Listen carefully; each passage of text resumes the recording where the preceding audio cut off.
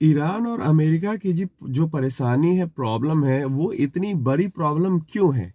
देखिए, ईरान और अमेरिका की जो परेशानी है वो सच में बड़ी प्रॉब्लम है, खासकर ऐसी कंट्रीज के लिए जो कि क्रूड इंपोर्ट करते हैं। जैसे इंडिया हो गया, हम हो गए, तो हम 80% से ज्यादा जो क्रूड है अपनी एनर्जी नीड्स के लिए बाहर से खरीदते हैं, दूसरे देशों से खरीदते हैं। तो हमारे लिए अगर ईरान और अमेरिका के बीच युद्ध होता है, तो कोई ऐसी कंट्री जिसको क्रूड इंपोर्ट नहीं करना होता, उससे ज्यादा असर ऐसी कंट्रीज पे होगा स्टॉक मार्केट पे, इकोनॉमी वाइज, जहां पे ज्यादा क्रूड इंपोर्ट होता है और हम लोग तो पूरा खरीदते ही खरीदते हैं। अच्छा, ऐसा क्यों है? ईरान से तो डायरेक्टली क्रूड हम खरीदते नहीं है ज्यादा, तो फिर ऐसा क्यों है? देखिए, ईरान से हम क्रूड नहीं खरीदते हैं, अच्छी बात है, लेकिन फिर भी क्रूड ऑयल का प्राइस, ईरान में जरा सा भी टेंशन होता है तो क्रूड ऑयल का प्राइस स्काई रॉकेट हो सकता है। क्यों स्काई रॉकेट हो सकता है? हमने पास्ट में भी देखा है क्रूड ऑयल को 100 से ऊपर जाते हुए, और फिर से अगर 100 से ऊपर चला जाए क्रूड ऑयल, जो अभी 65-70 के नीचे ही रह रहा है, वो अगर 100 से ऊपर चला जाए, ईरान यूएस को लेकर अगर वॉर लाइक सिचुएशन हो जाती है, तो इसमें कोई बड़ी बात नहीं होगी। क्यों? क्योंकि स्ट्रेट ऑफ हरमुज, जो कि ईरान से ही लगा हुआ है या ईरान में ही है, एक तरीके से समझ लो, वो एक बाईपास पासवे है, वो एक रोड है, वाटरवे है, जिसके थ्रू ज्यादातर ऑयल जो है अराउंड द ग्लोब जाता है। सऊदी अरब से, इराक, ओमान, ये सब यूएई की जो कंट्रीज है उधर, उन सब से ऑयल जो पास होता है वो स्टेट ऑफ हॉर्मूज को होकर ही होता है। और अगर किसी तरीके का ईरान के साथ टेंशन हुआ, किसी तरीके की परेशानी स्टेट ऑफ हॉर्मुज के अंदर आ गई और वो पाथवे ब्लॉक हुआ, या किसी तरीके का कंजेशन हुआ कुछ दिनों के लिए भी, ईरान ने जानबूझकर ही अगर कुछ दिनों के लिए वहां पे ब्लॉकेज कर दिया, फिर क्या होगा? ऑयल सप्लाई हो जाएगी कट, और ऑयल सप्लाई कट हो जाएगी तो क्या होगा? मतलब सप्लाई कट, डिमांड तो वैसा ही है लेकिन सप्लाई कट। तो मेजॉरिटी ऑफ सप्लाई कट हो जाने के कारण जो इसका ऑयल की प्राइसेस हैं वो हाई हो जाएंगी, और फिर महंगा तेल खरीदना पड़ेगा, क्योंकि अब तो रसिया से भी हम तेल नहीं खरीद रहे हैं सस्ता वाला, तो महंगा और ज्यादा महंगा तेल खरीदना होगा। ऐसे में क्या होगा? इंडियन रुपी पे और ज्यादा प्रेशर आएगा, महंगाई बढ़ेगी, हर तरफ कॉस्टिंग हाई हो जाएगी, बिजनेसेस का नुकसान, प्रॉफिट मार्जिन पे असर आएगा, सो आएगा ही, साथ में कंज्यूमर को भी महंगा सामान खरीदना होगा। तो इतना लंबा कोई जोर कर नहीं देखता ना, कोई यही सोचता है कि चलो ईरान अमेरिका में लड़ाई, जो कौन सा हम ईरान से तेल खरीद रहे हैं जो हमें परेशानी होगी। नहीं भाई, एक तो अमेरिका जैसी बड़ी इकोनॉमी वॉर में इंगेज हो तो परेशानी, दूसरा ये स्टेट ऑफ हॉर्मुज ब्लॉक हो वो परेशानी, और ग्लोबल सेंटिमेंट जो खराब होता है वो तो होता ही है। तो ये कई सारी जो प्रॉब्लम है, अगर यूएस ईरान इंगेज होते हैं तो ये सारी परेशानी होती है। परेशानी कितनी लंबी होगी? देखिए, ये डिपेंड करता है सिचुएशन कैसा हो।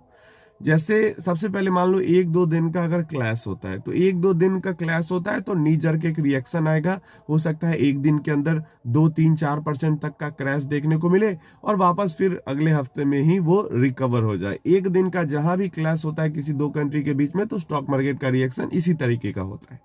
3-4% क्रैश किया, वापस उसी हफ्ते में या अगले हफ्ते में रिकवर हो गया। जो अमेरिकी ऑफिशियल, मिलिट्री ऑफिशियल की तरफ से जो कहा गया था, पास्ट में मैंने वीडियो बनाया, कि वो एक वीक लॉन्ग ऑपरेशन प्लान कर रहे हैं, हफ्ते भर का ऑपरेशन प्लान कर रहे हैं। तो जैसे ही जब जो ये वॉर है अगर होती है, अगर इंटरचेंज होता है मिसाइल्स का, और ये वॉर होती है, और अगर 1-2 दिन से जैसे ही आगे बढ़ती है तो अनिश्चितता बढ़ेगी, हफ्ता में खत्म ही हो जाए ये तो नहीं पता, 1-2 दिन से आगे बढ़ी तो अनिश्चितता बढ़ी। तो ऐसे में हमें लार्ज कैप इंडेक्स जो है जितने दिनों, like within a week, हमें 10-12% तक क्रैश होते हुए दिख सकता है। उसी अकॉर्डिंग मिड कैप 18-20% तक, एंड स्मॉल कैप 24-25% तक क्रैश होते हुए दिख सकता है। अगर 2-3 दिनों से ज्यादा, मतलब लाइक हफ्ते दिन तक चली, तो हफ्ते दिन के दौरान ही हमें इस तरीके का जो करेक्शन देखने को है वो मिल सकता है। और अगर इसके हालात रसिया यूक्रेन वॉर जैसे हो गए, लगेगा नहीं, ऐसा होने वाला नहीं है, हफ्ते दिन से ज्यादा ये क्लैश चलेगा नहीं, लेकिन अगर चलता है तो जब तक मार्केट के अंदर में बहुत ज्यादा न्यूज वॉर को लेकर बड़ी बड़ी आती रहेगी तब तक वो सेंटिमेंट खराब चलेगा। फिर भी अगर ये हफ्ते से ज्यादा लंबा भी चलता है ना, फिर भी large to small cap 15 to 25% तक क्रैश करके और फिर वापस रिकवर करके वही कंसोलिडेट, जब तक सेंटिमेंट खराब रहेगा ऊपर नीचे की वॉलेटिलिटी और कंसोलिडेशन का फेज बना रहेगा।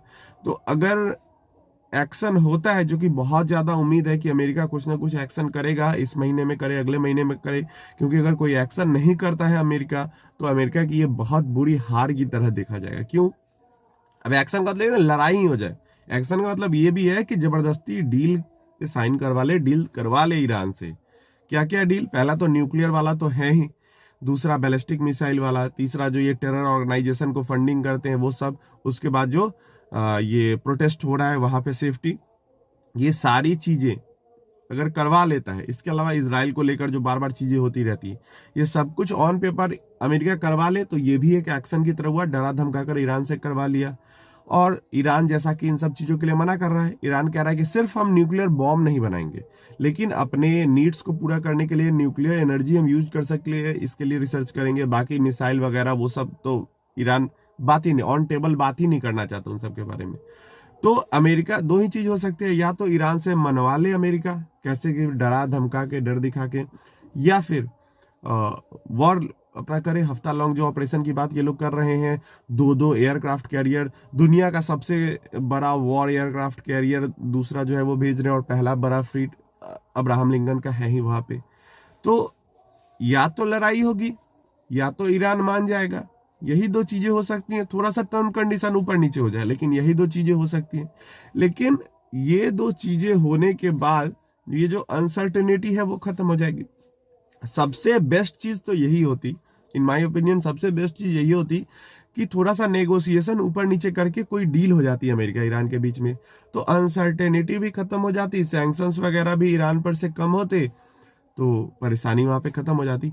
अब मान लो अगर ईरान और अमेरिका के बीच कोई डील हो जाती है ठीक ठाक सी और सैंक्शंस वहां से खत्म हो जाते हैं, रसिया और अमेरिका के बीच में डील हो जाती है और वहां से सैंक्शंस खत्म हो जाते हैं, जैसी उड़ती उड़ती खबर आई थी, फिर क्या ही ग्लोबल मतलब कितना बढ़िया सिचुएशन हो जाएगा ना। सारी जो अनसर्टेनिटी है, सारे टेंशन खत्म हो जाएंगे। तब तक के लिए फिर कोई ना कोई नया टेंशन आ ही जाएगा, वो तो हमेशा आते रहता है, लेकिन तब तक के लिए सिचुएशन कितनी बढ़िया बन जाएगी मार्केट के लिए, ग्लोबल इकोनॉमिक ग्रोथ के लिए, स्टॉक मार्केट की ग्रोथ के लिए कितनी अच्छी सिचुएशन बन जाएगी। तो वर्स्ट केस सिनारियो भी अगर हम देख के चलते हैं यहाँ पे, जो कि पास्ट छोटे मोटे क्लासेस जो हुए हैं अराउंड द ग्लोब, जो हमें देखने को मिला है, लार्ज टू स्मॉल 15 to 25%, यही जो सिचुएशन है गिरावट का वो दिखता है। हाँ, फिर वो गिरावट और कंसोलिडेशन का फीस कितना खिंचेगा, ये फिर वो उम्मीद लगाना मुश्किल है। हाँ, ये जरूर है कि हमारी इकोनॉमी बैक ऑन ट्रैक आ रही धीरे धीरे। लास्ट फेज ऑफ जो Q3 रिजल्ट्स थे, हमने देखा कि वहां पे परफॉर्मेंस ठीक ठाक सी देखने को मिली। वन टाइम चार्जेस जो लेबर कोड के कारण कंपनीज की खर्च हुई है, एक्सपेंस गया है, वो एक्सपेंस नहीं गया होता तो हमें काफी सारी कंपनीज के काफी बढ़िया रिजल्ट्स देखने को मिलते। तो इकोनॉमी बैक ऑन ट्रैक आ रही है, बिजनेसेस बैक ऑन ट्रैक आ रहे हैं। अगर ये क्लैश वाली सिचुएशन आती भी है तो पैनिक सेलिंग नहीं करना है। वो कितने दिन खिंचता है उस पर डिपेंड करेगा कि कितना लंबा समय वहां पे लगेगा। 1-2 दिन में निपट जाता है, हफ्ता दिन में लगता है, या फिर ये रसिया यूक्रेन जैसा हाल होता है, इसके ऊपर डिपेंड करेगा। उम्मीद है इन्फॉर्मेशन हेल्पफुल होगी। बस डर पैनिक में अगर कुछ ऐसा होता है, क्योंकि होना ही है, मार्च खत्म होने से पहले पहले मुझे लगता है या तो डील करेंगे ये लोग या फिर वॉर करेंगे। अब दोनों में से जो होगा, क्योंकि अमेरिका अपना नाम बदनाम तो नहीं करेगा जहां तक मुझे लगता है। ट्रम्प कुछ भी कर सकते हैं, बहुत बड़े पलटू राम है, लेकिन जो उम्मीद है, इज्जत बचाएगा अमेरिका अपना। आप अपनी राय इसके बारे में नीचे कमेंट बॉक्स में दे देना।